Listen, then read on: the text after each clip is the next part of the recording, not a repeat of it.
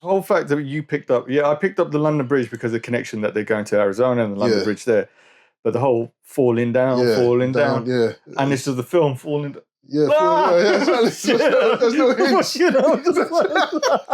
thought you'd be on that, you know? This is your territory. You're making me work here, man. You're making me work here. You know what I mean? Like, oh shit, falling down.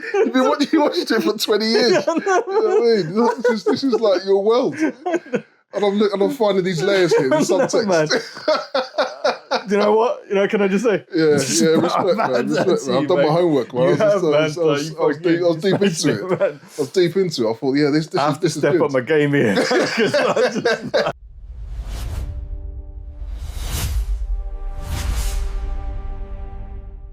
Okay, let's do it. Let's do it. 3, 2, 1. 3, 2, 1. Ooh. Look at that one. Yeah. Right, today we're going to be doing and reviewing the movie Falling Down, 1993 movie Falling Down with Michael Douglas. On the hottest day of the year in LA, Bill Foster, a laid-off defense worker, abandons his car in a traffic jam and begins walking across the city. That's a very, very basic synopsis. So basically... Is that it? Yeah, pretty much. I'm not gonna go through the whole storyline. Yeah. Go through the whole storyline? I mean... Okay. Well, no. Actually, I'm not going to do that because I think we could chat about it. Because I think there's more to chat about. Okay. So you start. You tell me what you thought of it. I know that you said that you've watched it in the past. This is the first time I've watched it. Yeah. Yeah. So I've got my take on it. Yeah. You will have. It'd be interesting to hear your take because you're watching it as a 40-something-year-old man. Watching it, so we're at that age that he is at. Even though I'm going to get to his whole age thing, but I think he's old. You think he's younger than us in that movie? You know what? You want to bring up age, man? Yeah, we're going to have to talk about it because I did Google that, and he's supposed to be late 30s. Yeah, he's late 30s, and he's like, I know he don't look it. No, he's late 40s, isn't it? He's really late 40s, early 50s. Well, his mum looks like his sister. Yeah, exactly. And it's just like, that. We'll talk about that because that threw me off right completely. But anyway, so when I remember when he first came out, because I thought, this like he's just come off the back of. So was it an 18 or was it a 15 when it came out? You couldn't have been a cinema that you watched it in. I didn't watch it at the cinema, but I remember because I used to watch like trailers and stuff, and I think it was a 15 when it came out, and I just thought that's mad that his previous film was Basic Instinct, and he's gone from looking all chiseled and like the Hollywood leader man in Basic Instinct to going to this, and it's quite like the look of it. I don't think a lot of actors would have done it because we'll get a haircut, that buzz cut, that look, because it doesn't show you in the most flattering of light. Do you know what I mean? No. So I give him kudos for that. There's definitely a purpose to that. Look. Because he's trying to be the average guy. Yeah. I'll talk about it in a minute. So when I watched it, when I saw it first, the things that I used to identify with it was I didn't identify. I just thought it was funny. The breakfast bit and how he's just lost it. Do you know what I mean? And I thought, it was a good film. Watching it as a 40-something-year-old man, there are parts of it, not all of it, because we're going to talk about it, but there are parts of it where you just think, them burgers do look a bit small. To be fair, I did think that when because I ended up watching it when I was 14 because our friend Siraj, him and his brother, ruined the film for me. They told me that they loved that film, and they told me the whole film from start to finish. Oh, before you watched it? Before I watched it. That's gonna, they're wankers like that, right? That's going to do it. But and obviously around that time I was working at McDonald's as well. So I just thought it was funny. So you're part of the con. I was part of the con. It's just like, it's true. McDonald's are the worst ones for it. They're all fucking bad, isn't it? The picture looks so succulent. This thick burger, and so you get it. It's just this flat, sad thing. You know what I mean? Nasty. Yeah. But I just thought it was like watching it again. There are parts of it where you just think, okay, I see where you're coming from. Yeah. But then there's parts of it was just like, I don't know about that. And then there were parts of it was just like, as a movie, it's like, did the movie makers make the right choice there? A few suspect scenes and all that. But yeah. So, but I'll start from the beginning. So, what I thought really good at the beginning is just that the tension, not the isolation, but claustrophobia that he feels in the car, the heat, you can feel all of that. And then when he cuts to that girl looking at him through the rear view, it feels like an exodus from a post-apocalyptic kind of movie. Do you know, like when they're all trying to flee the town? Yeah, like a zombie type thing. Yeah, like a zombie type thing. And I thought that it was like the way that was done was really good, and just the fly and everything. I thought that was a good touch. The fly and the sweat. Yeah, the sweat. I was in the car with him. You could feel it, couldn't you? And the last time I felt like that I felt the heat was Do the Right Thing. Yeah. So you can feel that tension. You can feel that tension, right? Yeah. And just the way he leaves, because you can feel, it's almost like you can smell the fumes and everything. I felt like I was there. Yeah. And then it's just like when he just left, and then, like, what did you think from that? Yeah, I honestly thought it was an excellent film. This is the first time I watched it, and I ended up watching it twice. Really? Yeah, I ended up watching it twice because there's so many subtleties to it and so many layers to it. Yeah. That I thought was really, really good. I think as well, the times that we're living in, we can talk about it later, but the times that we're living in sort of politically as well, it sort of resonates. Yeah, so this is... With different types of people. Yeah. So... I did think about it. That's another thing. It's like you're watching it now, post-MAGA. Yeah. Post-incel and all that kind of stuff. And So for me, like, not to get too deep, because I'm not massively deep when it comes to a lot of films, but I kind of kept thinking, this is like the American dream gone wrong, isn't it? Yeah. You know, so you got the idea early on that he's an everyman. You know, he's kind of one of us. You know, we relate to some of the scenes, like when he's going to the Whammy Burger or whatever he goes to, and even when he's getting robbed. And the way they depict minorities and that is not very good. So how do you want to do it? Do you want to go scene by scene, like from the bit, like his journey? Yeah, we can do it. Yeah, we can do it. Yeah, from what I can remember. Yeah. I mean, so I think when you start off in the car, obviously you don't know, because I didn't know this character, so I start off in the car, I'm with him, I can feel the heat, like you said, that's really, really well done. You can feel that everything's sort of crumbling around him. There's almost like a panic attack. Yeah. And he gets out the car and he's like, okay, I feel what he's feeling. I'm done with it, I've had days like that, where it's just like that.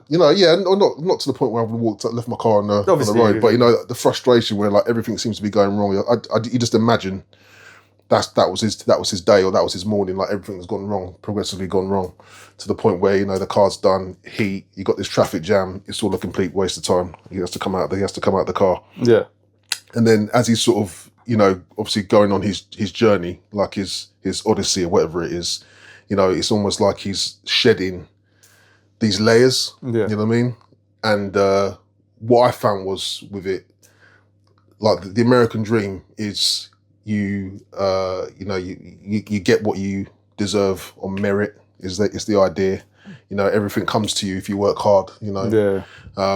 Tomorrow is promised if you put in the work today, sort of thing.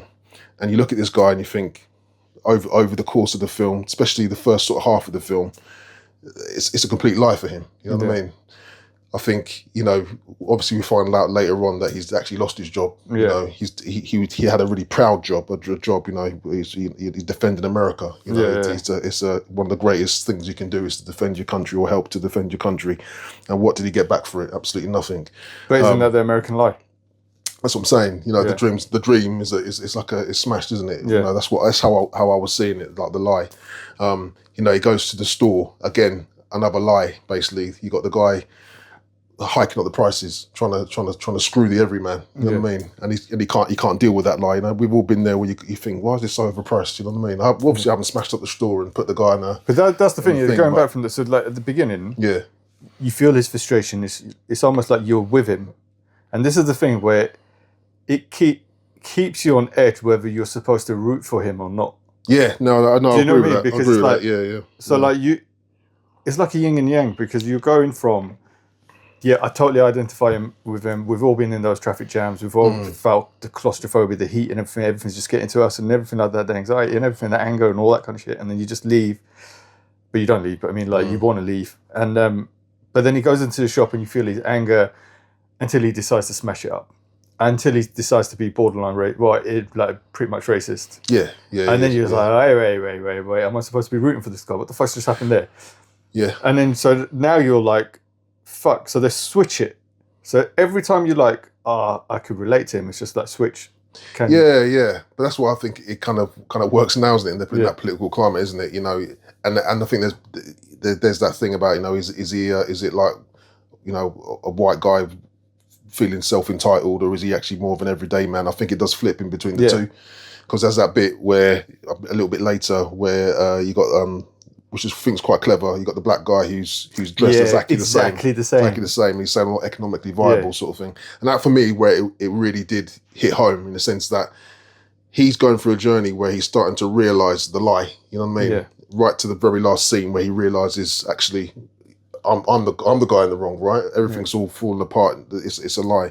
In that moment when he sees that, he's still not recognising it properly, but he's seeing that actually, you know, America, the country, doesn't owe you anything. Yeah.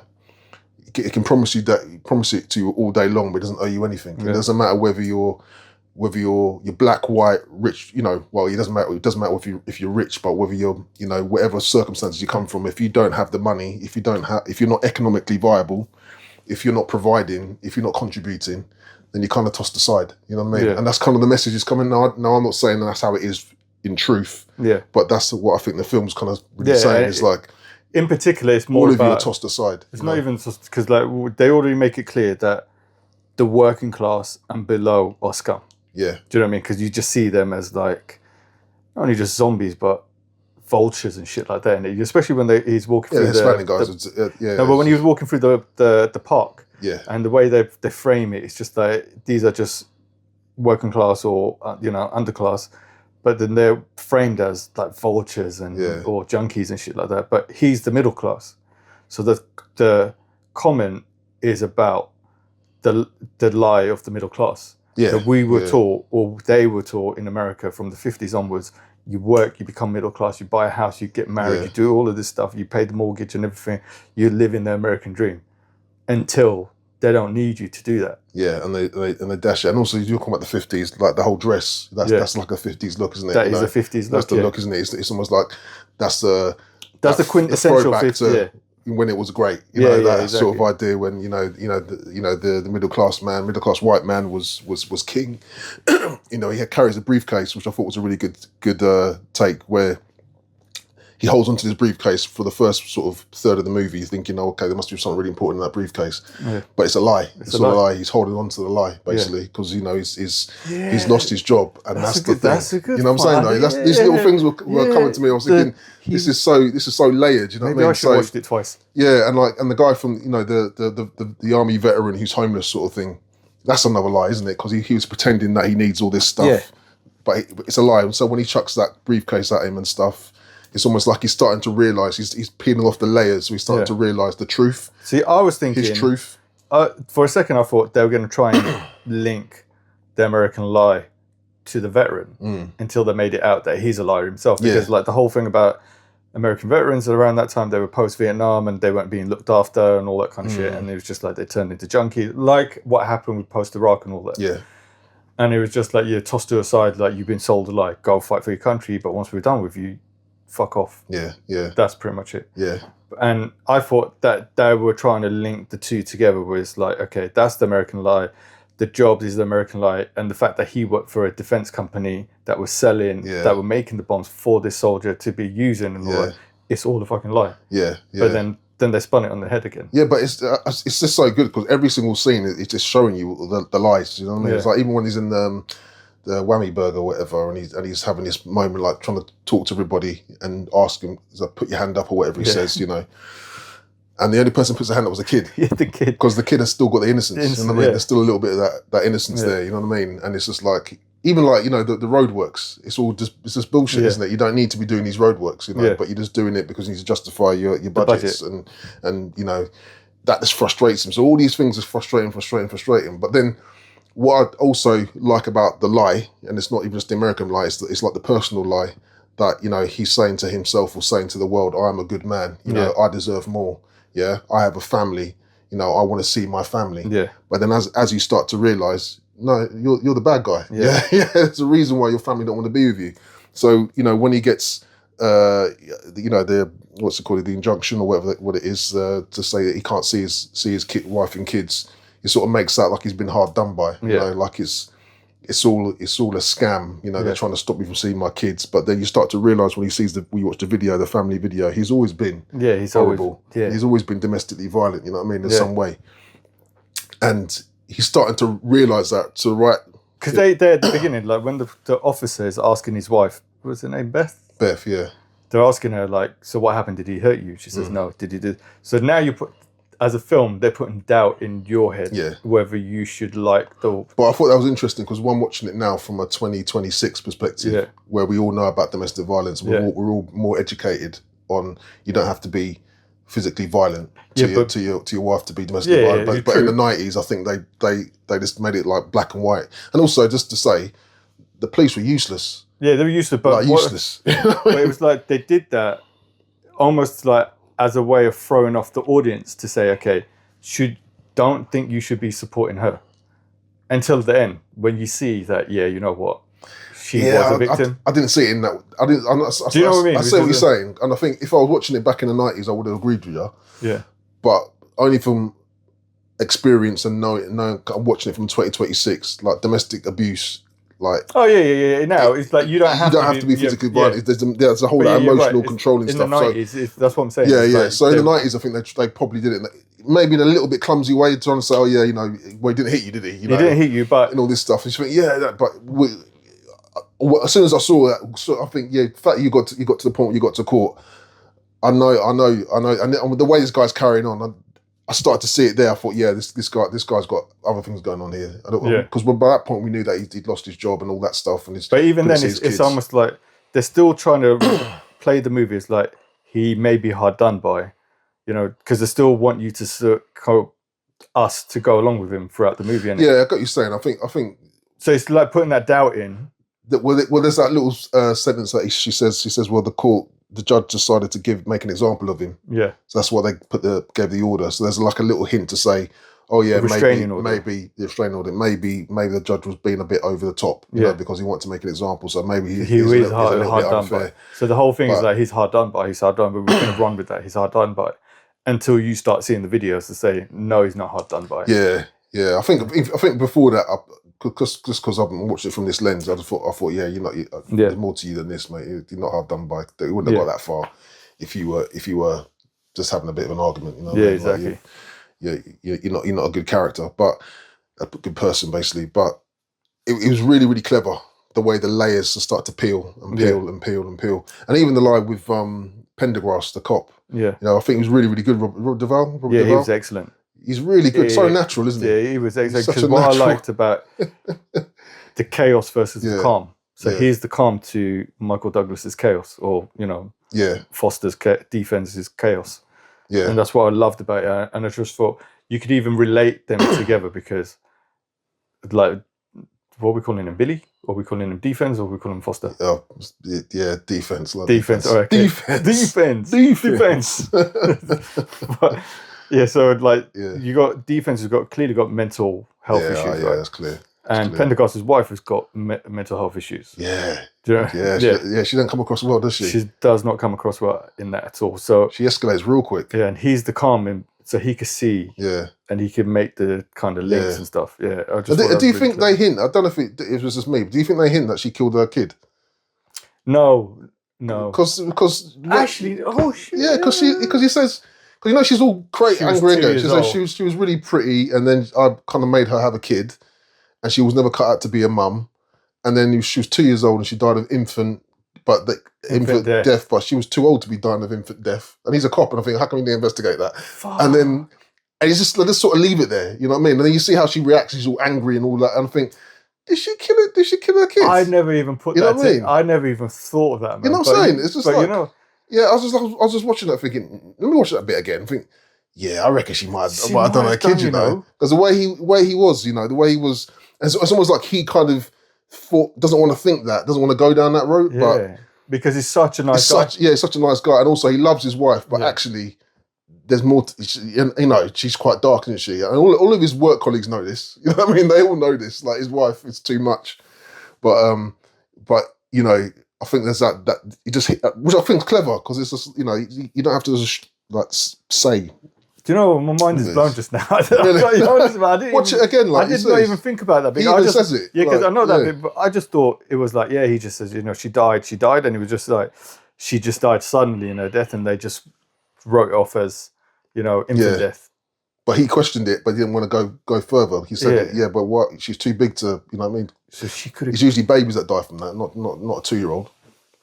And that's what I just thought. And the way the wife was presenting, she was just like, I know she's got her own issues, but she came across as horrible. And I thought, I reckon she did. Do you think that they made her a bit of a caricature when they could have been a bit more sympathetic? Yeah, because she has mental health issues. Yeah, I think so. But this is the 90s, and I think you're right. I think if it was she was done like the crazy wife.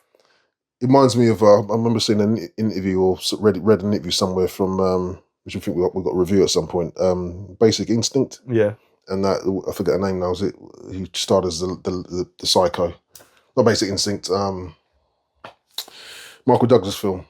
Fatal Attraction. Fatal Attraction. Yeah, that's Glenn the one. Close. Yeah, Glenn Close. And she said something around the thing like really the woman had mental health issues. Yeah, and like they portrayed how I portrayed it. I would have done it now in that way. Yeah, you know what I mean? Like, it would have been a lot more sympathetic because it was an 80s movie. Because I watched the first half an hour. Issues, you know recently. I watched the first 40 minutes of it, and I got drawn in, but I had to switch off because I had to do something else. But I was actually thinking that as well. It's like I don't think they would be making that again. Like but it's interesting though, isn't it? Because when obviously we mature, we get more knowledgeable and stuff, and you watch things in a more of a sympathetic way. I think if they did do that movie now, they would have to do it in a very more. Well, they've remade it anyway. Have they? Yeah, as a TV show for Paramount. I'd have to see it.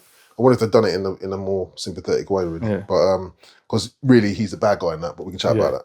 But yeah, so like this one, I think they made her out to be a bit of a kooky, crazy woman, wife. When I think if it was today, I think that would be a little bit more sympathetic. Yeah, I think that'd be a bit more sympathetic. Also, I think, when he stood up to her, and it's almost like, I respect your like anger, and when you're being all big and manly sort of thing. So maybe that's what it was. He wasn't masculine or alpha or whatever it's called. Yeah, it's a bit of a weird. I'm not sure. Like, if I was going to criticize the movie, it's probably that storyline with his wife. I'm not sure what that was adding to the story. You know what I mean? Because you've got so many layers. You've got the whole thing about the American lie. You got his lie, Prendergast's lie that he wants to go and move away and retire from policing. When actually he loves policing. Yeah, and he wants to be back on the streets. Not only that, the lie about being retired. Yeah. But he's taking early retirement. He's not going to make enough funds to live off. He's going to go to another town that he fucking hates. Yeah, exactly. Yeah, you know what I mean? Just for his wife, he just doesn't want to do that. So he's living that lie as well. Yeah, and that lie is just like, when you work hard, you retire, you live that life that you want, and he's not going to live that life. And also the place that they're going to is a dirt swamp. You know what I mean? He's like, the missus thinks it's some wonderful sort of because of the London Bridge place, but it's dirty. Yeah, exactly. And another thing as well, which I thought was quite smart, when he picks up the Golden Globe. Yeah, it's the music's London Bridge is falling down, isn't it? And it's like falling down, and then you got London Bridge, and you know what I mean. It's just like these little layers. It's like, okay. You know what? I should have watched it twice now. It's just like I was just like, this is all right, You're on fire. Yeah. I was watching it honestly, because I've never watched it before, and I've only ever seen clips and little things, and I thought, I've got to give that a watch. And all these films are in your bucket list. You've got to give it a watch. So I from when he said to me like, pick a movie, and I thought, and I came on Netflix, and I thought. Yeah, I'll give it a go. Let's give it a go then. I thought, it's probably not going to be that good. But then within the first, like I said, it got me. Within the first half an hour, I was like, I'm invested in this. I want to see where this goes. But the whole fact that you picked up, I picked up the London Bridge because of the connection that they're going to Arizona and the London Bridge there. But the whole falling down. Yeah. And this is the film falling down. Yeah, exactly. There's no hints. I thought you'd be on that. This is your territory. You're making me work here, man. You're making me work here. Oh shit, falling down. You watched it for 20 years. You know what I mean? This is like your world. And I'm finding these layers here, the subtext. Do you know what? Can I just say? Yeah, respect, man. I've done my homework, man. I was deep into it. I was deep into it. I thought, this is step good. up my game here. Because I'm just like But I was impressed because obviously it's Joel Schumacher's or Shoemaker is the director. Yeah. And obviously I looked at some of the other stuff that he's done. I know he's done. Is it Batman? Did Batman Forever. And then it did St. Elmo's Fire. And you would never expect him, of all people, to do a film like that. Yeah, I mean, I thought, because I was surprised because of his back catalogue. There wasn't anything in there that really stood out to me. That was kind of on this level, sort of levels of layers. And like I saw a thing recently. Michael Douglas said that was his most favourite film. Really? Yeah, that he ever did. He said at the time that they did it as well, it was during the LA riots. So can you imagine, like, you got this hot script, you know, about this guy's frustrated with life and, you know, the world and everything else, and America is not what the country he wants it to be and all that. You're filming in LA, it's hot, and there's LA riots. You know what I mean? So I think it's that time when because he came out Rodney King. So LA riots was what, hotbed of that was March '92 or something like that. Yeah. And obviously this came out at the beginning of '93, so they must have been filming it either just before or during the LA. So they must have been. So what they would have seen the burning buildings and whatnot. They probably tried to use a bit of it, really. But I just thought, it was a moment. I thought, you know, if you're an actor or if you're working on that film, you'd have felt this is pretty important. This story that we're telling here, you know, it's pretty important. But what's your view of how they use minorities? So, I'll tell you, but I'm still trying to get my head around. You blown my mind, man. It's like falling down, and fucking the wife may have killed her daughter. Watch it again. You'll see it. I'm just trying. Let us leave it there in the air. You know when you just feel like you've just been knocked for six right now, and you just hold it together. It's like, just get back in the game right now. You smashed it, but so, like the stereotypes. So I was pissing myself laughing when you see the Hispanics, because I was just thinking about what we normally talk about. But it's just, you know what it reminded me of as well, don't it? Because obviously this is much later now, but it reminds me of Key and Peele sketches. That's what I'm thinking. You know, when they're all walking like with the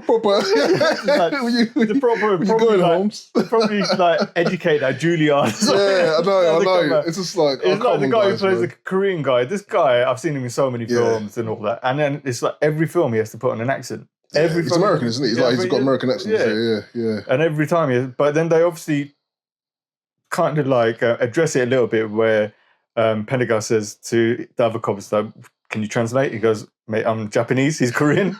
So that's one thing, how they address it. But even then, it's just like,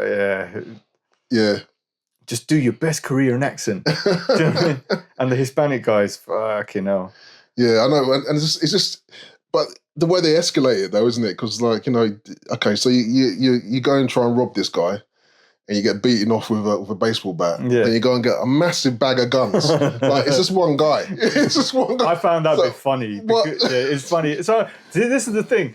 There are moments in it were dark, and then the moments in it are so comedic. Yeah.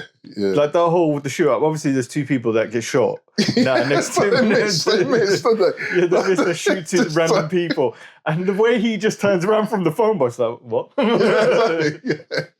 And then goes and shoots him in the leg. You know what I mean? That's how you get it. It takes it. But it was smart though, wasn't it? Because you can see like how one thing leads to another.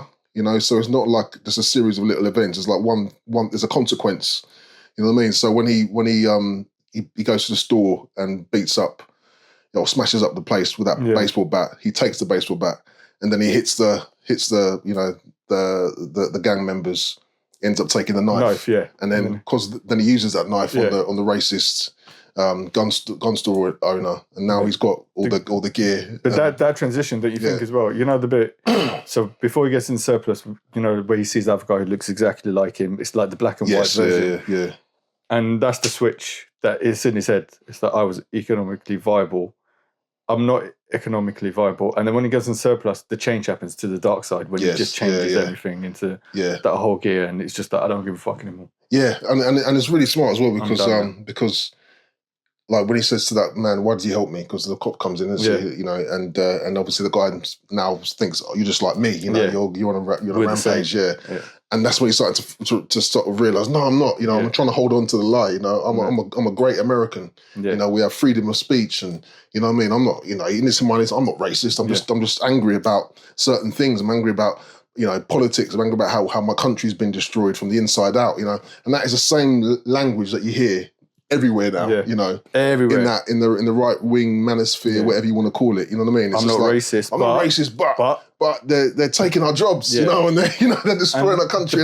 Perfect example of the Korean stories. Like, oh, you can't even. You came over to my country and you can't even speak the. You can't speak the language, and you're setting the prices too high, and you're robbing us, and all this sort of stuff, and it's just not on. You know what I mean? And it's just like it's just so reflective. I think, how did they even predict it was going to be like this now? Because now this is just what the political discourse is, isn't it? You know what I mean? There's just all that talk, you know, right to the top. They're all saying it, aren't they? So I thought that is a really significant film. And if you were to make it now, like, you probably make a few things a bit more nuanced or whatever. But it's pretty much for beat, it's pretty much is there, isn't it? You know what I mean? You could just do it now, couldn't you? I was thinking, literally the only thing, because I was thinking about this today, the only thing that dates it are the phone boxes. Yeah. That's it, literally. Apart from that, he would be on the mobile phone. On the mobile phone. Yeah. And then, but if he was on a mobile phone, the film would have finished like halfway through because he doesn't need any phone boxes. Yeah, true. But he probably, like, I can imagine him trying to call her on the mobile phone, and then she's just like cutting him off. Or, obviously, he's maybe he needs to get a top-up credit. Yeah. But you know what I mean? Like, he could beat for beat. Pretty 100%. Much you could take be that. It's like why they'd want to remake it. I don't know, because it doesn't need to be remade. No, because it is like you could take it, plant it today, and it's still kind of resonates. Yeah, and I think if they did make it now, I think well, the left and the right, but I think the right would probably adopt it and say, "This is our movie. This is talking to us," and the left will say, "No, it's a take." You know, it's you know, and there could be that sort of argument really, and I think it could be a little bit dangerous. It'd be dangerous. I think even now, and I'm sure you get the actor who want to do it in that way, because they'll be like, actually, I don't know if that's good for my career to try and sort of play that. You know what I mean? Because really he'll be the hero, wouldn't he? You know, for a lot of people, and they wouldn't want to kill him off at the end. Because they still kind of make him a hero to a certain extent by saying, he sacrificed himself for his daughter, because at the end he still cared about family. Yeah, but I mean, what do you think? Do you think he was a hero or a villain? Really? How do you assess him? I think it was neither. I think he was just a very ill person. I think he. Do you sympathise with him? No, I don't sympathise. Actually, to a certain extent, a couple of things, but not everything, because he beat up the Korean guy. Yeah. You know what I mean? I get it with when he was defending himself with his briefcase and the baseball bat. I get that bit. A little bit dirty Harry though. Yeah, a little bit dirty Harry, which is a little bit fascist, because Dirty Harry can be seen as a fascist movie. The burger bit, I get that, and then the fact that he's trying his best to calm everyone down, to say, look, I'm not a bad guy. I've just pissed off with these lot. I get that bit, but then, and even with the racist guy, he still kills that guy.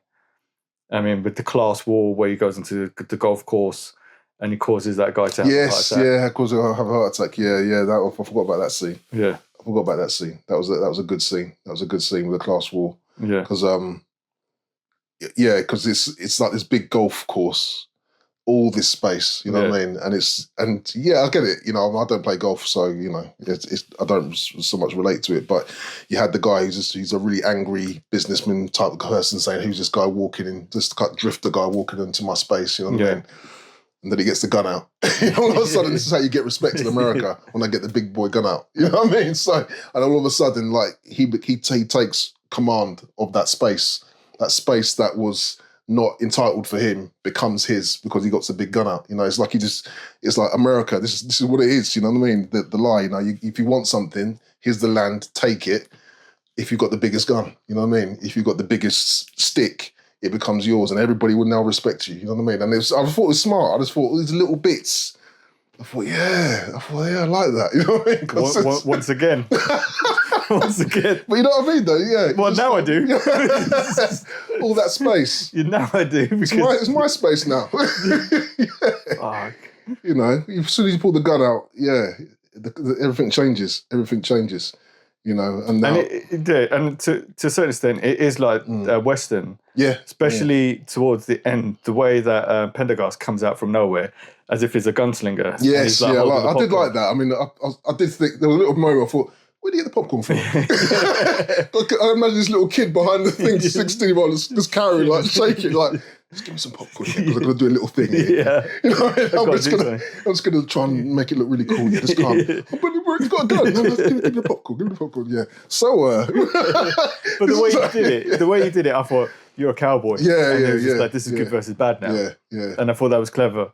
But yeah, it's just like, fuck's sake, man. It's just, like, yeah, the clock, yeah, you need to, you might as well just run this yourself, man. I'm going to take a step back. And then, but no, but it was smart. It was just so smart. It was just smart. Like I said, that when he does, like you said earlier, you know, like where it gets really dark in that shop with the racist gun owner. Yeah. Because that's when he crosses the line. Yeah, so that's the bit where it's just, the argument is, there's two arguments to that, and that is, some are saying, yeah, he's a racist, as in D-FENS is a racist, he's a Nazi, he could be seen as a fascist, but the film kind of makes that distinction, saying, no, he's not, because like this guy's a neo-Nazi. Yeah, yeah. And he's not. So it's just like, because he's not, he's okay, even though he can be seen as a racist. Yes, yeah, yeah. Which kind of works in the political space, doesn't it? Because there's always a little bit of nuance, isn't it? Where it says, you know, I'm going to say these abhorrent things that can come across as racist, but actually I've not got a shaven head and I've not got a swastika tattoo and I'm not marching with my hand out, you know what I mean? So I just feel hard done by. I just feel hard done by. I'm just you know, an American or a hard working guy who's just upset that the immigrants are coming over and all, you know what I mean? And all that sort of stuff. So it's almost like, and then hit that realization to him thinking, oh, I'm not what you are. I'm not you. I'm not like you, you know? So then he kills him and that's like the cross, the line that he's crossed now. And now you know that he's really is, no, you're a bad guy now. You know, you're going into that bad guy territory. And remember, he does shoot the detective as well in the stomach, which is, again, he's starting to use that gun more and more. Yeah, exactly. So he's getting more comfortable with that gun. Yeah, yeah. And I think at the end, he obviously wanted to die, didn't he, at the end? I think he realised at that point, when the gun went, the only way out of it is that's the right way for him to come out, because he, like you said, he won't be able to see his daughter. Yeah. He doesn't want to see his daughter behind bars. She's not going to see him anyway. No. So the only way he can redeem himself is by getting killed and then giving her the insurance. Yeah, true. But when you know, he says, "Oh, I'm the bad guy. Am I the bad guy?" Yeah. Like that. I thought that was a really good line. Because that's the point where he just realised. That's the realisation. Like, what's And I think he started to realise when he started watching the videos as well, with like how he handled everything. Yeah. But even then, he still can't kind of grasp it, because he's still thinking, no, I'm not the bad guy. Yeah. I can fix this. I'm going to fix this. Yeah, you know exactly. I mean? But he's controlling, you know what I mean? Very, very controlling. You know, that's why, you know, even like his mum, scared of him. Yeah, she's scared. His mum's scared of him as well. Yeah, mum was scared. Yeah, exactly. Yeah, his mum was really his sister. Because he was 38, was he? Okay, let's talk about that. So when they say a white male, late 30s, I was like, I'm done. You threw me, I was in it, and then you said late 30s, and it's like, because we're 45. 46, 45. And it's just like, nah, mate. Unless he has not been drinking any water or any of his life. No, he aged like a banana. Like, come on. That's a 2-day-old. Leave it out in the sun. That's just gone, man. Getting the spots in it and all that. You know what I mean? It's just like, there's no way he's in his late 30s. But I just didn't believe that part. But it did make me laugh though. It did make me laugh because they tried to push that one, really. They pushed it hard as well. It's like, no, mate, no. Yeah. But I don't know how old he was when he did that film. I think it was like 46. Yeah, that was when he was kind of at his peak, wasn't it? Yeah, he was at his peak from. His peak was like the mid-80s all the way to the mid-90s. He had like a 10-year peak. So he had like... Romance in the Stone, that was... Romance in the Stone. Indiana Jones ripoff, wasn't it? Romance in the Stone. And then he did Jewel of the Nile. Yeah. I think there was something in between. War of the Roses? War of the Roses in 1990. Then he did Fatal Attraction in 87. Yeah. He did Wall Street in 87, which he got an Oscar for. Yeah. He did Black Rain in 89. It was Basic Instinct his? Basic Instinct was 92. Yeah. Falling Down was 93. That's a good run, isn't it? Yeah, that's good. And there were like bangers. That's a good run. That's a good run. 94, he did Disclosure. Do you remember Disclosure? Yeah, Disclosure, about sexual harassment. Yeah, sexual harassment. Did that. So he did like bangers, and he was a leading man, but he wasn't the action star like Stallone or even Harrison Ford or definitely not Schwarzenegger, but he killed it with like his roles and stuff. Yeah, he was. I mean, I don't know whether he because obviously his dad was a great actor as well in his day, and whether that was his time to try sort of prove to his dad that he could surpass him. You know what I mean? Because he wanted to get out of his dad's shadow, so he first started on a TV show called The Streets of San Francisco in the late 60s, early 70s. And then his way of proving to his dad, coming out of the shadows of his dad, he bought the rights to One Flew Over the Cuckoo's Nest. Oh, did he? I think he might have bought it off his dad because his dad had the rights to it. And he wanted to prove it, that he could do it, and he produced it, and then it obviously won the Oscar and everything. Wow, that's bold. Yeah, that's bold. And then and at the same time he started making films. So there was a couple of films, like he was making like conspiracy thrillers and stuff like that. And then he was just on his way up from there. Well, saying that you said about the One Flew Over the Cuckoo's Nest, I was doing a bit of research on that, and they're saying that Jack Nicholson was actually thought of for this role. Oh, really? Yeah, you can see that. Yeah. You can see that. But Jack Nicholson... And I think they even tried to picture to De Niro as well, because he was probably around that sort of time. I don't think De Niro would have done it, because De Niro had just come off the back of Cape Fear, which is like a similar type of role. Yeah, that's probably right, Depends what the timing of when they pitched it to him, but I was thinking, Jack Nicholson, I could see Jack Nicholson in that role. I was actually thinking, it's like... I don't think Michael Douglas was nominated for an Oscar for that. Doesn't he? He should have been, at least. But then, from what I remember, 93 or 92 when it came out, around that time, Pacino won for Scent of a Woman, but that was the same year that Denzel Washington was nominated for Malcolm X as well. Yeah. So it's a bit of a stacked group. But I think... It was a good little era, wasn't it, for cinema? But Michael Douglas should have been in that. Conversation, definitely. Because it's a really, really good movie. Even Robert Duvall should be in it. Because what I really liked about Robert Duvall, like the relationship that he's got with his wife and the relationship that he's got with Detective Torres, is like a very loving, like platonic relationship, and I just really like that. There's they really love each other. It's almost like dad and daughter sort of thing. Yeah, it's almost like she's the daughter that he never had. Yeah, and she was really real with him. Yeah, and she was telling him you can see your wife's a bit of an arsehole. Yeah, you know what I mean. And he's like, no, but I love her. I love my wife. And you can see that, okay, he's just a nice guy. He's just a nice guy, and the thing is, none of them like him. No one in the department respects him. But they're all dicks, though, aren't they? They're all dicks. But isn't that a reflection of the police in general? In LA and all that, where it's just, they're a law unto themselves. Even his captain is saying, I don't trust you because you don't swear. You know what I mean? Do you know what I mean? It's just like, he expects the coppers to do this, and he goes, the scum, there's scum out there and all that. So he's like this reflection of what the LA Police Department was back then. Yeah, of course. So it's almost like, what was going on with the LA riots and everything like that, this captain kind of represented. Yeah. But what I liked about it is how exhilarated he felt when he was actually trying to solve the case. Yeah. That sort of, he's a cop's cop, isn't he? You know what I mean? It's like when he ran up that hill, it was like a little boy, wasn't he? Up the hill. Oh, yeah. It's all linked. I know it's D-FENS. It's like... That bit where he sees the billboard. Yeah, the billboard, I was like, what? He's connected the two, isn't he? Yeah, he's like, this is my job. I'm good at this job. I want to solve this case, and then it's him doing the standoff. But yeah, the police were not shown in any good light, were they? No. So you got this woman who's called you 3 times now? Yeah. To come out because she's getting harassed by her ex-husband or whatever, and she's scared he's going to come round, and you just, especially the last police officer, just fobs her off. Yeah. Because she even says that, and I don't know whether I should have read into this, where she says, if you want the police to turn up, next time there's a vote on something, she says, vote for some mayor or something like that. Or vote for no, prop no or something like that. Yeah. So I think it's some election thing, obviously some legal thing that was going on in California at the time that I should have read up on. But I think that was the comment that they were trying to say, is that the police are underfunded, they're under budget. Yeah.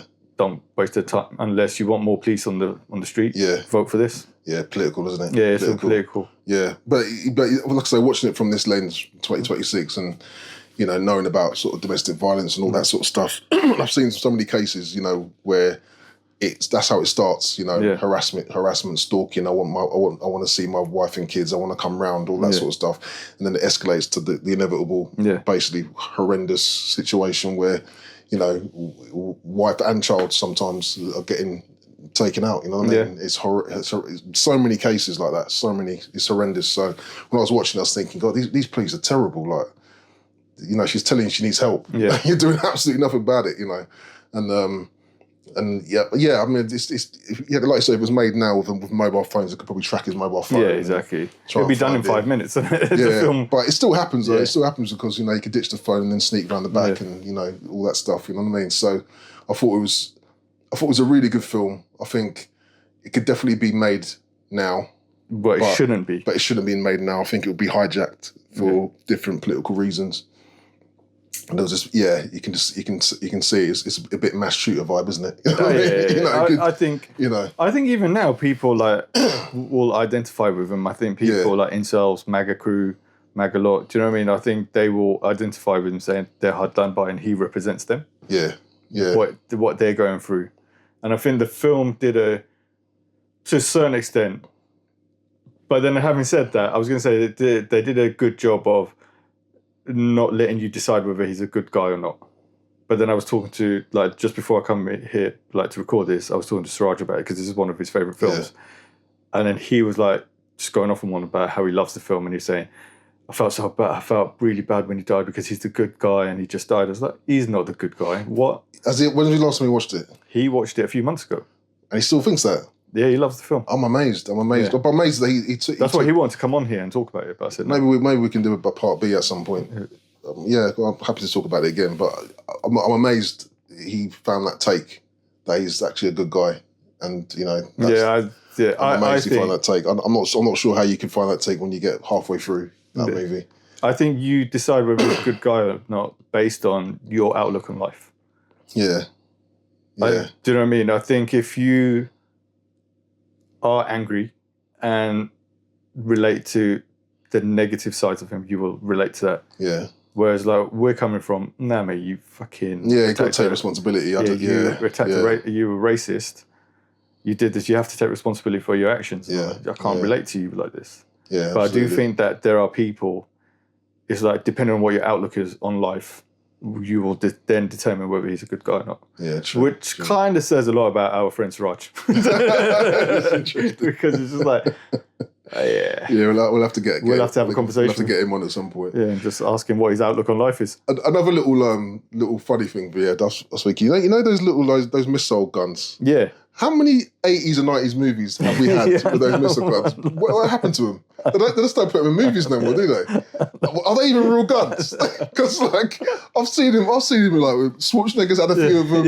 You know, I think Rambo's had them. Yeah. I think Eddie Murphy's had it. Yeah. You know, it's like that. Oh, you just flip it. Well, what did you think? Like, the kid that's teaching him is the black kid. What did you think of that bit? Did you think anything of that, or not massive? Other than he was in Boys in the Hood. Was he? Yeah. Ain't your bitch. Ain't nobody's bitch. You know what I mean? Like that thing is. No, yeah, now I do. Again, fucking hell. I'll get my bro to shoot you in the face. I love that. I love that movie. Yeah, I remember that. So yeah, I was just remembering from that. But I think, it is. I think it's of its time, isn't it? You know what I mean? I accepted from the moment I saw the Hispanics all doing that funny walk and all that. I thought, okay, we're going down this road. But I thought, let me park that because I'm into this character. I want to know where this is going, sort of thing. So I kind of accepted that. I did with the kid. I think it's more the MTV sort of kid generation. You know, watching but movies do you think and action. You're saying, I get that you're shooting a film. You know what I mean? But is it like? Am I reading too much into it thinking, why did the black kid teach him how to use a weapon instead of a white kid? Or is it because he's in that area is a deprived area? I think it's a bit of both. You could read into that because obviously we're doing that today. We're reading because that kid was with other kids. Why didn't 2 or 3 of them teach him how to use it? Yeah. Instead of just that one black kid amongst those white kids. Yeah, I think you could probably take a bit of that. I think you could probably take a bit of that. I think more what I took from it was the very fact that he's saying, "Are you shooting? What movie are you shooting?" Yeah. It's almost like it's all make-believe to him. You know, he's watched loads of movies, like I said, with that famous gun, in it. And I think he's just thinking, oh, it's just another scene from a movie sort of thing. So, just fire it that way. And I thought it was just like, and also it's a little way of showing him, or showing us that, D-FENS isn't a racist. You know what I mean? Because Yeah, but he's not a racist. But the film can be seen as racist. Yeah. The filmmakers can be seen as racist because they're the ones who put in the black kid teaching him to do it. Yeah, yeah. And that's why I always thought that, even when I watched it first time when I was 14. I was thinking, why have they got the black kid to teach him? Yeah, yeah. No, I'll accept that. I'll accept that. Or maybe I'm just reading into it too much. But yeah, I'll accept that. I mean, but like I said, the bit I got was just the fact that it's all make-believe to him and he thinks it's a scene from a movie. Yeah. And, you know, because what would this guy be walking about with a big rocket launcher in the middle of a street? But yeah, no, I thought it was good. I thought it was a really good take. Let me see if there's any other little facts. I think I've got a few little facts that I got on here. Easy. Which I thought was some interesting thing. So budget. Yeah. So the budget was 25 million. What do you think it made? I think it was a hit. From what I can remember, it got mixed reviews, but I think it was a hit. And I would say it probably made in America like 80 million. Yeah, not massively far off, 96 million. Ooh, okay. And it was number one for 2 weeks at the US box office. Oh, shit. When was it released? Because I thought it came out in 92, but it wasn't. 93. 93. Well, like February, March time? I haven't got that. Let me get the month for you.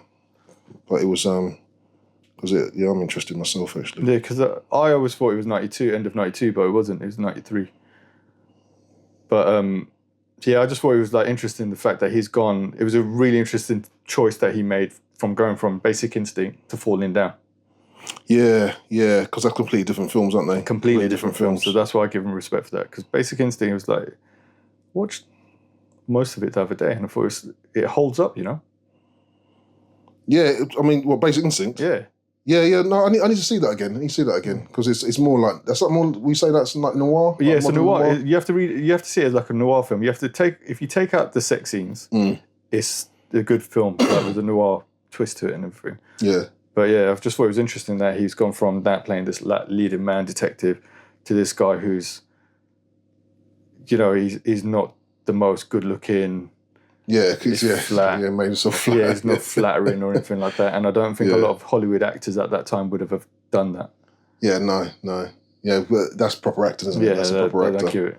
So you're looking at February 26th, 1993. February. Why would you say it was February? Because is that when... Because, I just remember, like, I used to watch this program where I used to I used to watch all the top 10 of movies in America and stuff. And I just remember it was around that time. Yeah, okay. Yeah, so I said about the LA riots. It was shot around the LA riots. Yeah. Yeah, it was, I thought, overall... I pretty much covered all the things. Actually. Yeah, I think overall it was a really good film. I think it's excellent. Yeah, I'd watch it again. I'll watch it again. I think that's a film I'll have on the list to, if I ever want to watch something nice and easy, I can give that a go. I like the part as Pendergast at the end, it's like, fuck you very much. And it's like, because to me, he's the hero of the movie. To me, it's like... You think he stays working there? I think he stays, and I think he gets more respect out of them for working there. Yeah. I think he's there for another couple of years. I think he sees out the retirement. Yeah. Like, to get their full pension out there. Yeah. And I think it was his redemption arc. Do you know what I mean? To him to get to that point. Yeah. And to me, it's like, I was saying to Siraj actually, it was like, you know, you could see it as two parallel stories, like with equal time. Yeah. You got Pendergast's the whole thing about the retirement. He doesn't retire, and this is a way of him redeeming himself because he's got no respect from anyone. It's almost like he's been scared, and this is a moment to come out and face his fears. Yes. And stuff. Yeah. And where you've got the other guy who is also, you could argue he was always scared, and he's blown fuse. Yeah. And he's dealing with all of his fears in a different way. So both of them are dealing with the same, to a certain extent, similar issues, but with different, you know. It's approaches. a really good take, actually, because you think about it as well, because we were saying about how Pendergast got really exhilarated on the case. You know, you can see the excitement as he's trying to solve the case. He's getting more and more into his zone. It's the same with D-FENS. You know what I mean? Yeah. As he's falling down, he's actually stripping off the layers and getting more exhilarated to the inevitable sort of truth or end of the character. You know, it's like, I'm finally going to release myself of all this anxiety and stress. Yeah, I'm gonna exactly. And that's what Pendergast, I'm finally going to get released myself from all this anxiety and that's stress. sort of mirrored in a way, aren't they? Yeah. It's almost like every good hero needs a good antagonist. Yeah. So you got, Batman, Joker and all that, and these two need each other. Yeah. Yeah. Well, more Pendergast needs D-FENS. Yeah. And it's just like that was his redemption. That was his way of, getting the respect from everybody. Yeah. Otherwise, he would have just retired with no respect from anyone, no respect from his wife. Unfulfilled. Unfulfilled. That's the word, yeah. Unfulfilled with his shouty wife. Yeah. In some dirty swamp somewhere. Exactly. Just thinking, what have I done? Yeah. But now I think you're right. I think he goes back to his wife and says, we're not moving. Yeah, we're not moving. Because he even says to the kid, he goes, I don't know whether my wife will be happy with me because I'm not leaving when she finds out I'm not going to leave. Yeah. But I think because he's found he's finally, I imagine they've been married for probably like 20 or 30 years. Yeah. He's finally found his man strength. Yeah. Right. And I think the dynamic of his relationship with his wife's going to change, and actually, it's probably going to get better. Actually. Yeah. Because I think she wants him to be. She just wanted a masculine. She wants him to be the boss. Really, I think that's how it was insinuated. You know what I mean? Rightly or wrongly, but the way, and I think he's going to go back home and say, I'm staying as a cop. I've got another 10 years on the job, and I'm good, and I'm going to carry on doing another 10 years, and we're staying here, and that's that. Yeah. And woman, I want skin on my chicken. Skin on my chicken. But yeah, no, that's it was interesting, that character. But yeah, man, I thought overall good film. Yeah, I'm glad I picked it. It's all good, and I think I'm looking forward to the one that you're going to pick now. Not going with the win though. Not going with the win. But fucking London Bridge is falling down. Yeah, London Bridge falling down, man. I know. Yeah. Final take though. Do you think Statham could play that character? Do you think? Call this a burger. Look at the picture. Look at this. Call this a burger. You can do it. With some hairpiece on. Am I the bad guy? Am I the bad guy? I just want to see my wife and kids. Who would you put against him? Who would be the Pendergast? Who would you put in that role? Wait, against Statham? Yeah, it's Statham. I think you could go crazy and put Statham against Statham. Oh, imagine that. Imagine that. Statham against Statham. Yeah, that would be mental, wouldn't it? Yeah. Statham against Statham. It'd be like being John Malkovich. We'd be like being Jason Statham. You should have waited.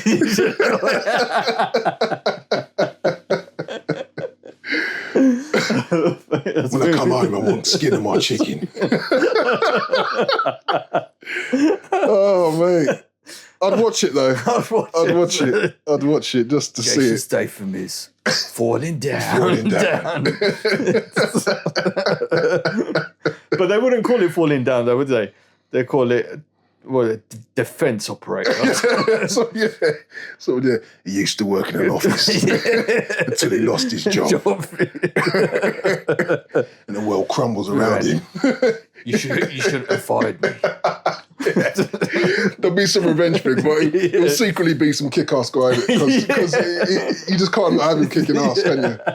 I would love to see that one day when he actually does a real character movie. But he has done. He has done, yeah, I know he has done. Bank Job was one of them, wasn't it? And I don't know what that Revolver was a bit weird. But there was one that he did called Safe, about it was protecting the little girl. Yeah, that was good. But there's a bit of shooting up in that though. It was like, I'd like to see him in a drama. Yeah. I'd imagine, right, for him, like just because he's getting older now and stuff, like just that old, maybe like an old guy on the estate. Yeah. They put it in the UK, I think, because he's always in loads of big American sort of like, just an old guy on the estate, he's just probably lost his wife, all that sort of stuff. A little bit like Harry Brown. Like Harry Brown, you know what I mean? But just Statham really, and then he tries to protect someone, basically, you know what I mean? But somewhere along the lines, he starts kicking ass. Like, and no one ever thought that he could do it. But, he finds a way to kick ass. I'm the gardener. You should have cut your lawn.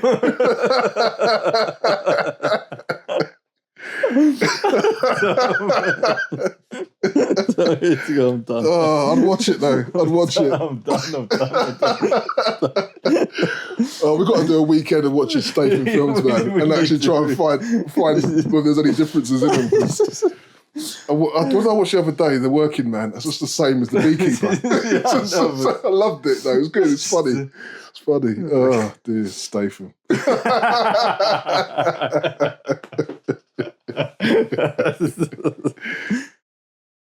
Yeah. All right, together. So, I need to. Actually, I could zoom in. So I'll zoom in to you.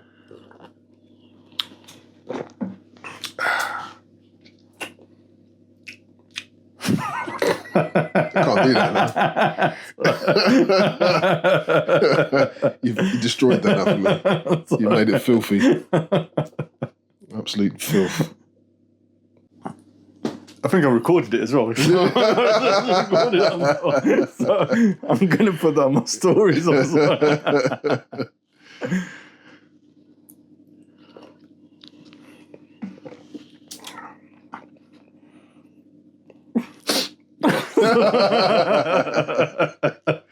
So, man can't even drink his coffee.